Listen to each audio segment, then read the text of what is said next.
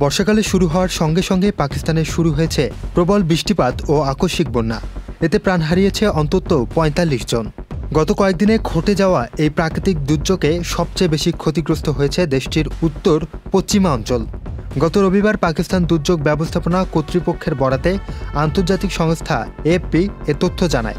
আফগান সীমান্ত ঘেঁষা খাইবার পাখতুনখোয়া প্রদেশে প্রাণহানির সংখ্যা সবচেয়ে বেশি, যেখানে মারা গেছেন ২১ জন, যাদের মধ্যে ১০ জনই শিশু। সোয়াত উপত্যকায় এক ভয়াবহ দৃশ্যও দেখা দেয়, যেখানে নদীর ধারে অবস্থানরত পর্যটকদের ওপর হঠাৎ আছড়ে পড়ে বন্যার পানি। এতে অন্তত ১৪ জনের মৃত্যু হয় বলে স্থানীয় গণমাধ্যম জানায়। এলএমই সার্টিফাইড বিশ্বসেরা কপারে তৈরি ওয়ালটন কেবলস, যা আপনার স্থাপনাকে রাখবে সব সময় নিরাপদ। অন্যদিকে জনসংখ্যায় পাকিস্তানের দ্বিতীয় বৃহত্তম প্রদেশ পাঞ্জাবেও বুধবার পর্যন্ত প্রাণ হারিয়েছে ১৩ জন। দুর্যোগের মাত্রা ও ক্ষয়ক্ষতির পরিমাণ আরও বাড়তে পারে বলে আশঙ্কা করা হচ্ছে। পাকিস্তানের টানা ভারী বৃষ্টিতে ঘটছে নানা দুর্ঘটনা।